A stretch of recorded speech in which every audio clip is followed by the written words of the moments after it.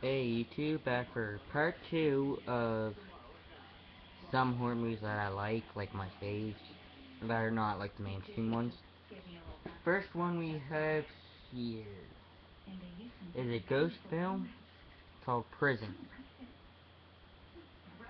It stars Vito Morrison at a very young age, and you might remember him from History of Violence. Uh, well, this movie is basically about like this prisoner that got killed years ago, and then they shut it down, and then now they're reopening it, and they send all the prisoners there, and they start dying after they hit their Vito Morrison, this religious guy, were working with the pickaxes, and and uh they hit this hole, and this blue light came out, and stuff, and then that's how the ghost came, and it killed this one guy. I don't remember his name.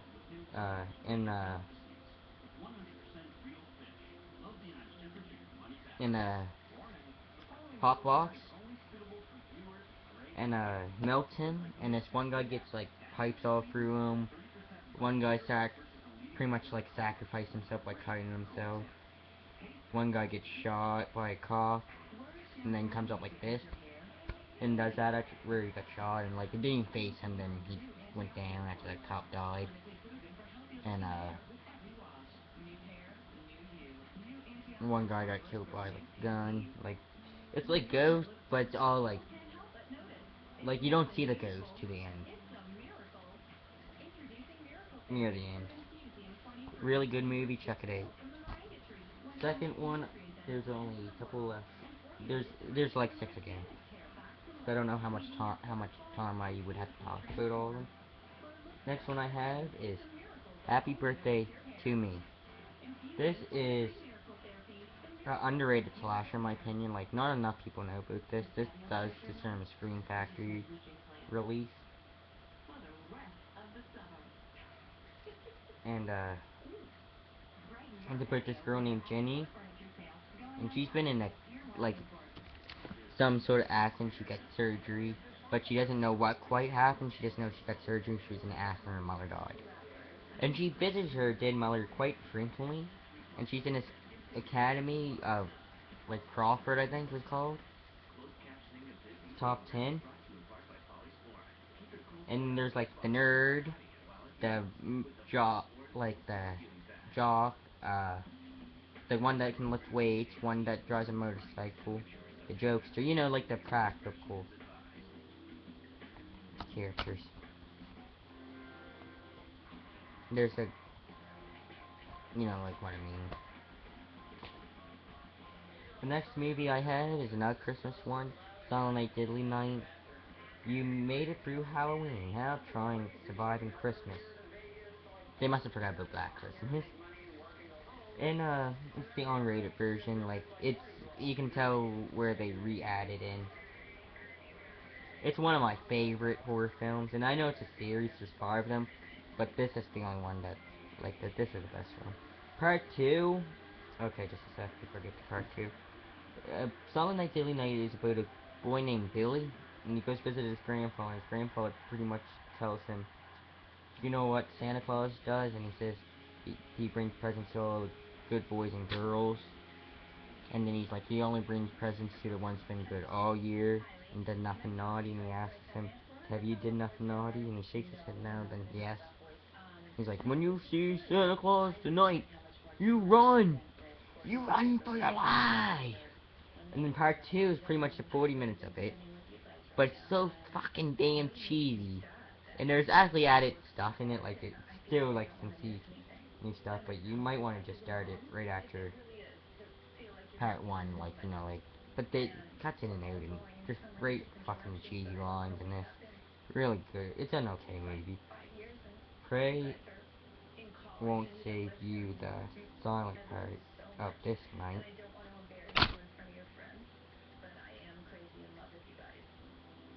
The next one I have is Maniac, I warn you not to go out at night. And this is really interesting. Like, he goes actually, like, sort of like he's in, like, like, models and stuff, you know what I mean? Like, he's obsessed with, like, killing girls and cutting this and taking their hair and putting them on mannequins. He is fucked, man. And, the killer is played by Joe Spinell. So there ain't really, like, a protagonist. He's kind of like the protagonist. Like, we follow him through out the whole film. But there's, like, I think there was a spoiler. It's been a while since I actually watched it. I might watch that one tonight, actually. Yeah. And the next one I have is Stephen King's Graveyard Shift.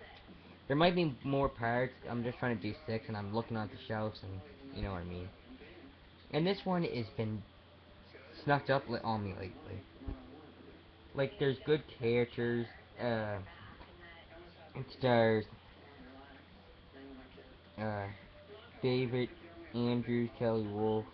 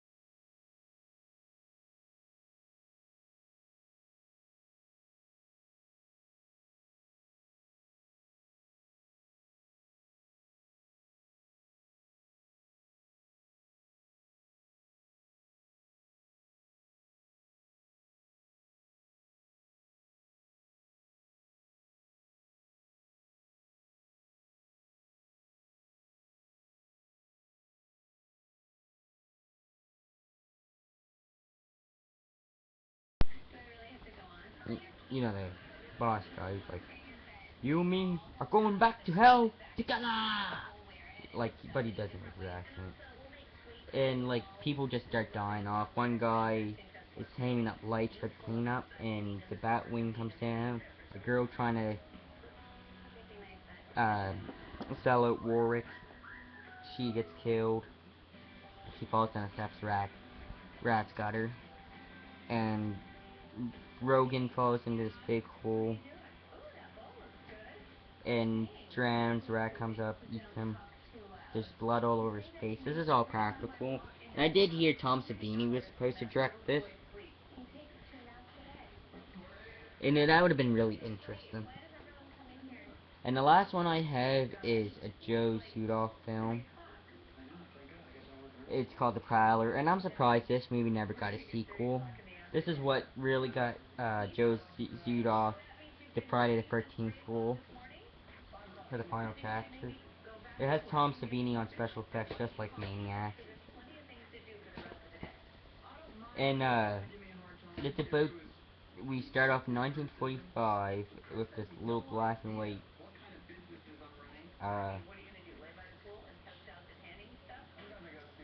uh, there's these two kids that get stabbed, and then it cuts away to modern time, 1981, uh, and they're just redoing a dance again, and there's this, the killer's shell shock from the war, like Vietnam, I think it might have been. No, not Vietnam, it would have been World War II. So I get that. I was just thinking of the graveyard shift. And uh,